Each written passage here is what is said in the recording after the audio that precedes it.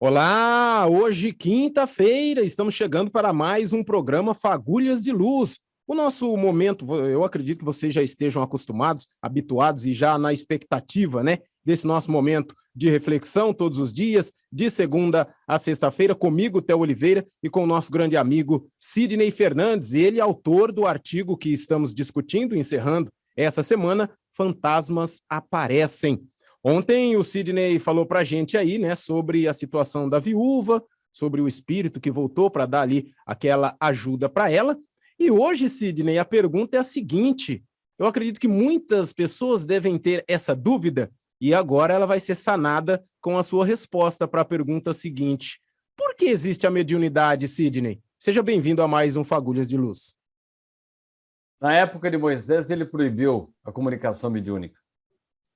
Por quê? Porque ela existia, mas dela abusavam.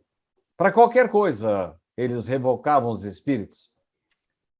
Questões sentimentais, questões ligadas a batalhas de guerra, questões ligadas à administração, eram os espíritos que mandavam.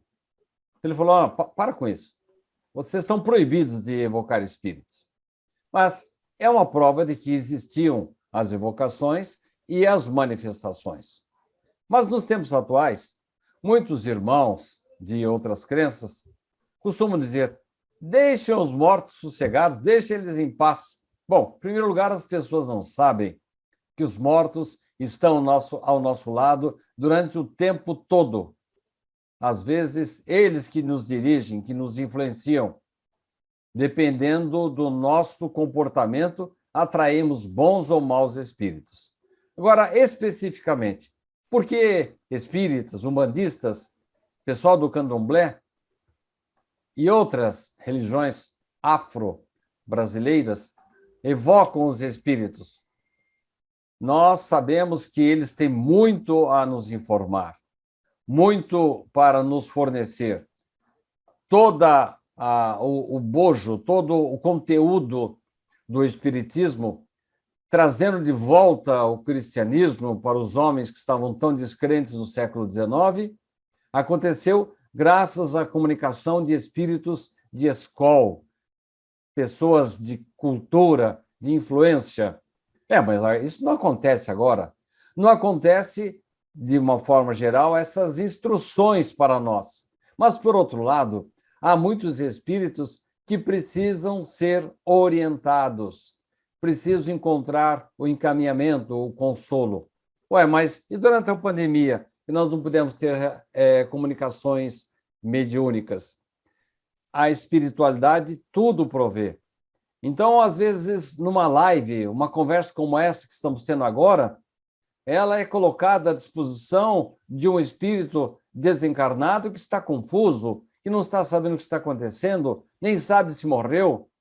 Então, na verdade, a mediunidade é uma maneira, um intercâmbio entre os vivos e mortos para que haja uma reciprocidade de informações e eles nos consolando e nós dando a nossa contribuição. Aí vem uma pergunta final. Por que a mediunidade não se manifesta como um privilégio apenas para os homens de bem? Os espíritos nos informam que pessoas indignas, às vezes, dela são dotadas porque têm mais necessidade que outros de se melhorar.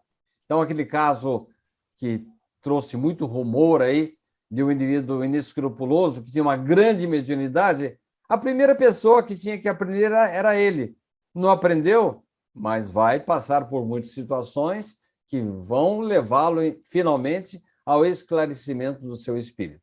Enfim, a mediunidade é uma maneira de nós provarmos às pessoas que a vida continua, que vai ao além-túmulo, e com isso nós podemos trazer mais segurança para as pessoas que estão aqui vivas. Amanhã, sexta-feira, vamos finalizar a nossa análise em torno desse artigo. Afinal de contas, fantasmas aparecem.